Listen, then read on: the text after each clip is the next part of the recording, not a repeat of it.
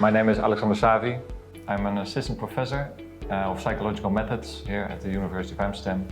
I'm also a research fellow at the Institute for Advanced Study from January to August 2026. My name is Deserno. I'm an assistant professor of clinical psychology at the University of Amsterdam and also a research fellow at the Institute of Advanced Studies until August 2026. I originally come from the field of atypical development, so autism and ADHD, and my research really focuses on how the timing of specific sensitive periods for learning, for cognitive development, feeds into the rise and fall of exactly these skills throughout the lifespan. So these sensitive periods were traditionally really thought of as these very specific age-based windows of specific years early on in life. But I think that now the field has more and more come to understand that we can conceptualize them better maybe as sort of phases or periods of developing cognitive systems in which specific cognitive skills indeed are more receptive to input, more receptive to learning, but that the main difference is that it's not just this plasticity, so the receptiveness really, but also that they are still quite unorganized, so not set in stone in their organization. And what matters, or what that means is that age is really not what matters in itself, but that it's more that earlier experiences shape the conditions for what comes next.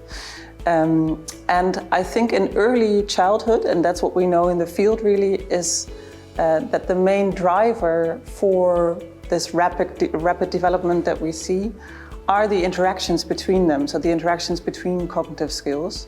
And of course also mainly driven by social input, so the faces of caregivers, the pointing of caregivers, gestures really. And one important aspect in autistic development is that these interactions specifically, they might sort of stabilize earlier, so closing the sensitive period of the system somewhat earlier, and thereby also shaping when and how these skills differentiate.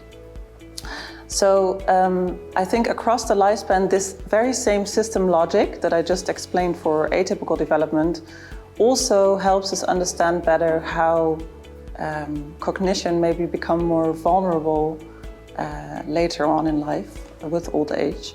And my goal is really to understand development more as these dynamic transitions between specific system states more than as these fixed developmental stages. My research is driven by the scientific divide between learning and abilities. Now, evidently, learning improves your abilities and abilities very much reinforce your learning. But somehow the two disciplines are worlds apart. I aim to bridge these two worlds at critical intersections. So first, at one intersection, I study how children learn by analyzing large-scale learning data from children. And I continuously estimate their abilities during this. Now, for instance, I look at how interventions, large-scale interventions, may improve learning outcomes for these children. But I also look at how their data can be used to somehow realize real-time error diagnosis. At another intersection, I study formal theories of cognitive abilities. And I hope to see how learning and education can become a part of this. Now, specifically, I study how complex dynamic networks can be used to help explain how learning and education have a role in cognitive development. Our joint research at the Institute for Advanced Study builds upon our shared and complementary interests and expertise. We aim to advance our understanding of cognitive development by examining evolutionary principles of cognitive networks. Imagine that this network represents your cognitive abilities, your cognitive architecture. These nodes might represent skills or knowledge, and these links represent their connections. Now, current formal theories help us explain and describe how these networks are for individuals. Now, our research, in our joint research, we hope to advance these theories by explaining how nodes may be added to the network and how links may appear or disappear.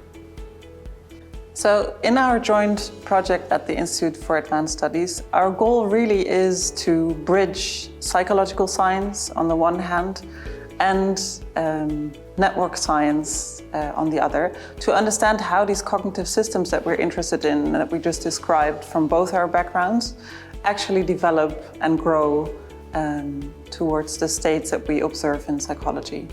Because while psychology has really embraced these network models more and more in the past decade or so, most of the descriptions that we use and that we draw from them are and remain very static snapshots in time. Although the concept that we actually have and that we're interested in, intelligence, psychopathology, are inherently developmental.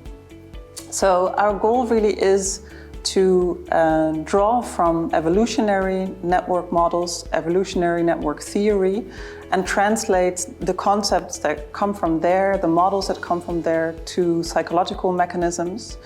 So translate growth, reorganization, differentiation towards what they would mean in psychological networks, with the ultimate goal to really move from these more static descriptions that we have right now towards genuinely developmental theories of psychological systems.